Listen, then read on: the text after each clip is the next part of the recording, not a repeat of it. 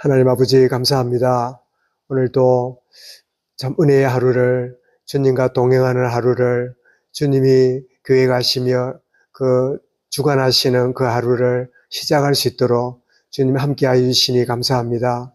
오늘도 생각과 선택과 모든 걸음이 참 내가 원하는 걸음이 아니라 자아의 선택이 아니라 성령의 인도하심과 또 때로는 갈 바를 알지 못할지라도 주께서 생각나게 하시고 깨닫게 하시고 인도받는 축복의 하루로 주님이 주관하여 주옵소서. 오늘 속한 우리 모든 성도들이 영육 간에 참 질병으로, 경제 문제로, 또 가정 문제로 말할 수 없는 여러 가지 참 걸림돌로 인하여 힘들어하는 있다면 그것이 오히려 하나님이 어떻게 나와 함께 하시며 어떻게 은혜로 함께 하시는가를 오히려 깨닫는 복된 주의 은혜를 맛보아하는 오늘이 되게 하시며 참 순간순간이 되도록 역사하여 주옵소서. 이 시간 주께서 성령으로 친히 말씀하여 주옵시고 참 주님을 부인하며 실패했던 베드로에게 돌아보시어서 생각나게 하시며 성령으로 온전히 깨닫게 하시는 주의 은혜를 말씀 속에 참 허락하여 주옵시며 이 시간도 이 말씀을 통하여 하나님의 참 임재하심과 동행하심과 역사하심과 인도하심을 체험하는 귀한 시간 되게 하여 주옵소서. 온전히 주께서 말씀 가운데 임하여 주시며 은혜로 충만케 하여 주실 줄 믿사옵고 예수 그리스도 이름으로 기도드리옵나이다. 아멘. 하나님의 말씀입니다. 구약 출애굽기 4장입니다.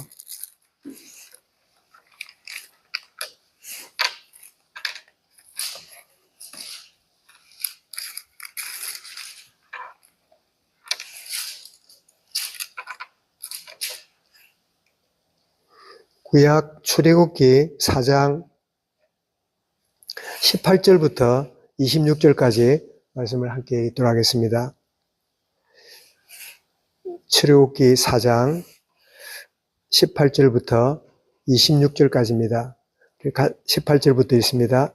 모세가 그의 장인 이드로에게 돌아가서 그에게 이르되 내가 애굽에 있는 내 형제들에게로 돌아가서 그들이 아직 살아있는지 알아보려 하오니 나로 가게 하소서. 이드로가 모세에게 평안히 가라 하니라. 여호와께서 미디안에게 모세에게 이르시되 애굽으로 돌아가라. 네 목숨을 노리던 자가 다 죽었느니라.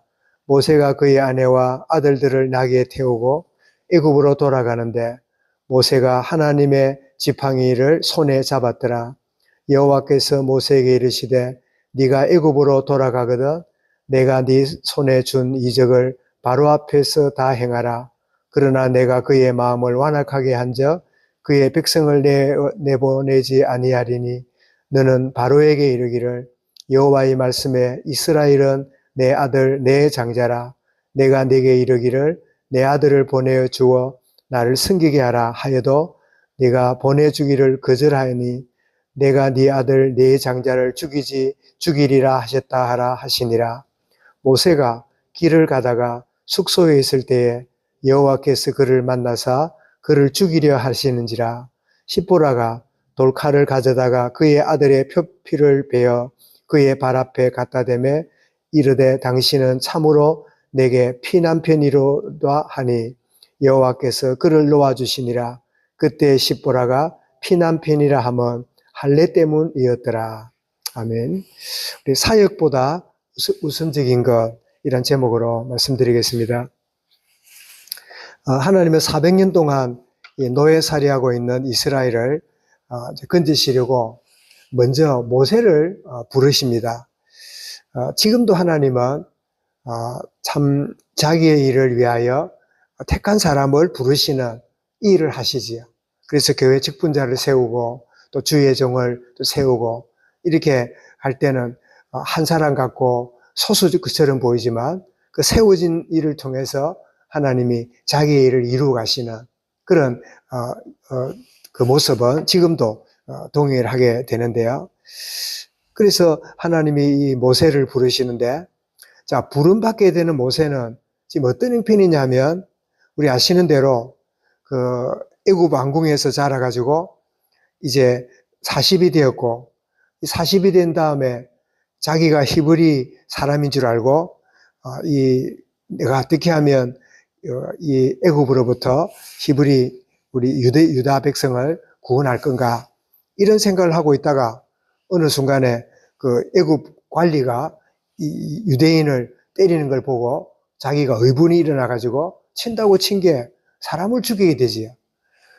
그 당시의 법이 애굽의 관리를 죽이면 생명을 내놔야 되는 이런 이제 원칙이 있었는데, 그래서 이 모세가 겁이 나가지고 그 길로 광야로 도망가서 40년을 그 광야에서 그 흔히 하는 말로 처가살이 하면서 양을 키우고, 나이가 80이 되니까 참 그 나이가 80이 되면 대부분 생각이 어떨까요?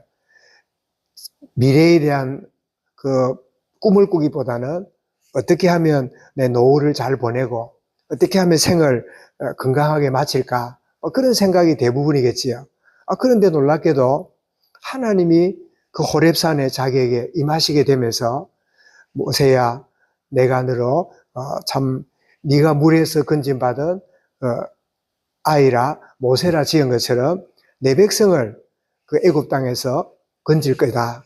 모세를 홍해에서 건진 것처럼 하나님이 모세를 통해서 자기 백성을 건지는 그런 이제 일을 하겠다. 모세 이름 자체가 건진받았다 뜻이잖아요. 그런데 모세는 40년 동안 워낙 광야에서 뭐 양이나 쳐다보고 하늘 보고 땅 보고 그저 자식 2명 아들 둘 놓고 그 처가살이 하면서 보는 현실에 워낙 익숙하다 보니까 하나님이 원대한, 아니 그 많은 이스라엘 백성을 어떻게 내가 구원시키고 저 강한 세계 최강 애국 군대를 꺾고 내가 그들을 건져낼 것인가, 이런 생각을 하니까 하나님이 주시는 소명이나 사명을 받아들이기는 자기로서는 도무지 이해도 안 되고 받아들일 수 없고, 또 하나는 잘은 모르지만 자기가 그 젊었을 때 이스라엘을 이렇게 구원하려고 이러다가 사람을 때려 죽이고 실패를 경험했던 이 모세였기 때문에 좀 일찍 그러면 오시든지, 내가 좀 더 젊었을 때 오시든지 그래야지, 내가 살만큼 살았고 나이가 80이 됐는데 이런 내가 뭐 언제 죽을지 모르는 그런 내가 무슨 일을 한단 말입니까? 그래서 하나님이 하시는 계획은 알겠는데 나를 통해서 하지 말고 할 만한 사람을, 좀 건강하고 뭔가 좀 젊고 이런 사람을 통해서 하지, 내가 뭐 나이도 이렇고 말도 못하고 뭐 어쩌고 저쩌고 이러면서 계속 거부합니다. 그러니까 하나님이 참 놀랍게도 참 이게 하나님의 참 인내와 사랑을 보게 되죠. 네 입을 누가 지었냐, 그리고 내가 너와 함께 하겠다, 네가 손에 있는 게 뭐냐, 지팡이입니다. 지팡이를 딴지 등에 던져보아라. 그 무심코 던졌더니 뱀이 돼가지고 막 이렇게 달라드는, 다시 꼬리를 잡아라. 다시 그 지팡이가 뱀이 지팡이로 다시 해보게 되고, 네 손을 가슴품에 넣어봐라. 그랬더니 나병이 들어가지고 막 흉악한 그런 모습을 보는데 다시 손을 넣어서 빼봐라 했더니 깨끗하게 되고, 이런 여러 가지 하나님이 주시는 증거를 그러면서 하나님이 모세를 설복 계속적으로 그 믿음으로 나아가도록 참 모세를 이렇게 참 계속적으로 깨닫게 만드시는 이런 가운데 있다가 드디어 모세는 내가 나이도 많고 또 내가 힘도 없고 또 내가 할 수 있는 인물이 아니라 생각하지만 이 하나님이 나를 쓰시겠다면 주님 내가 여기 있습니다. 그런 마음으로 이제 애굽으로 이제 드디어 출발해가는, 그런데 흥미로운 일은 모세가 가지고 있는 지팡이가, 너는 네 가지고 있는 지팡이인데 애굽으로 가는 이 모세의 손에 있는 그 지팡이를 두고 성경이 뭐라 그럽니까? 20절에 보니까 모세가 하나님의 지팡이를 손에 잡았더라. 여러분 참 여기에 참 놀라운 일이지요. 분명히 모세가 들고 다니는 지팡이잖아요. 아마 잘은 몰라도 그 쭈글쭈글하고 말라 비틀어진 생명도 없는 지팡이. 이 지팡이인데 이 지팡이가 하나님의 은혜의 손에 붙잡히게 되니까 그 지팡이가 모세의 지팡이가 아니라 하나님의 지팡이가 되는 거지요. 우리는 때때로 내가 여러 가지 부족하고 내 같은 게 내가 형편이 이런 생각이 많을 때가 얼마나 많은지 모르지요. 그런데 하나님의 손에 붙잡힌 바 되면 하나님의 지팡이다.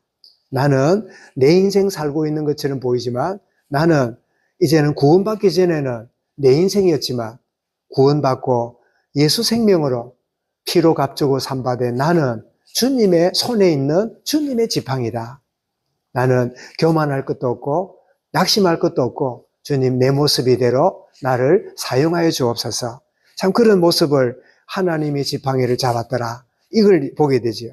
이 지팡이가 나중에 무슨 역할을 합니까? 홍해를 가르고 나중에 이 싹난 그 아론의 지팡이가 되어서 거기에 싹이 나서 나중에 하나님의 역사를 보이는, 분명히 보기에는 말라 비틀어진 지팡이인데 하나님의 손에 붙잡히니까 이게 놀라운 능력을 발휘하는 놀라운 도구가 됨을 보게 되죠. 그래서 우리 인생도 똑같은 지팡이인데 내가 들고 다니면 막대기인데 주님의 손에 있으면 이거는 놀라운 하나님의 능력의 도구가 되는 거지요. 그래서 내가 할 수 있고 내가 잘하고 문제가 아니라 주님이 나를 통해 하신다. 이 사실이 우리 중요한데, 그런데 흥미로운 일은 애굽으로 가는 길인데 어느 숙소에 갔더니 하나님이 모세를 죽이려고 하는 일이 벌어진 거예요. 근데 그 안에 십보라가 아마 그 이유를 알은 것 같아요. 급하게 그 두 아들의 표피를 잘라내면서 말하자면 할례지요. 그 표피를 그 모세 앞에 던지면서 나의 피난편이라, 이런 일이 벌어져요. 왜 할례를 행하게 하느냐? 정결케 하는 의식이었잖아요. 원래는 난지 8일 만에 남자의 표피를 자름으로 행하는 게 할례 의식인데, 근데 모세가 광야 생활하고 그 이방 땅에 살다 보니까 아이에게 할례를 행한다든지 이런 거 모르고 지내다가 하나님께 부름받아갖고 참 사역하려고 가는, 그래서 오늘 말씀 제목이 뭐죠? 사역보다 우선적인 게 있다. 열심히 일하고 헌신하는 것보다 더 중요한 게 있다. 그게 뭐냐? 그게 바로 피로, 그리스도의 피로 정결케 되는 겁니다. 예수의 피로 말미암아 정결케 되고 그 은혜로 내가 이 일을 하게 되고 그 은혜를 힘입어서 내가 주어진 일을 감당하는 자다. 이 생각이 있지 않으면 나중에는 일이 잘 되면 교만에 빠지고, 일이 안 되면 낙심에 빠지고, 누가 알아주면 힘이 나고 남이 안 알아주면 힘이 빠지고, 사역의 중심이 돼버리면 진짜 중요한 걸 놓쳐버리고 나중에는 주의 은혜로 시작했다가 나중에는 인간적인 것으로 끝나버리는, 저도 모태신앙이니까 어릴 적부터 신앙생활하고 이렇게 하는 사람을 많이 보고 자랐잖아요. 그래서 어떤 사람 참 뜨겁게 헌신하고 봉사다 하고 막 이런저런 일도 하고 그러는데, 그런데 어느 날 보니까 전혀 믿음으로 한 게 아니라 사역보다 더 우선적이고 중요한 게 있는데도 불구하고 그걸 놓쳐버리고 낙심하는 사람, 아예 예배를 드리지 못하고 떠나버린 사람, 여러 모양이 있을 때 열심히 식어서 그런가? 열심히 식은 게 아니라 그 열심보다 더 중요한 예수의 보혈의 피가 그를 정결케 하고 주님의 은혜와 능력으로 그 일을 함을 놓치고, 결국은 말로는 은혜라 했지만 자기 힘으로, 자기 노력으로, 자기 의로 막 애쓰다가 어느 날 한계가 오니까 막 그냥 때로는 심지어 어떤 이들은 하나님 어디냐고, 또 심지어 그 자녀들이 그 부모를 보고 하는 말이 우리 아버지가 뭐 이렇고 저렇게 했는데 하나님이 뭐 이러니 저러니 그러면서 원망하면서 같이 그냥 떠나 있는, 그래서 우리 이 세상에 보면 이 믿는 집안의 자녀들이나 믿는 집안에 인척되는 중에요, 낙심 같이 해가지고 전도는커녕 전도를 가로막는, 믿어봐야 소용없더라, 아이고 응답도 안 주더라, 하나님이 어디냐, 막 그런 이야기를 늘어놓으면서 전도를 가로막는 사람들을 우리 주변에 보게 되잖아요. 그게 뭐냐? 사역보다 더 중요한 거를 놓쳐버린 거예요.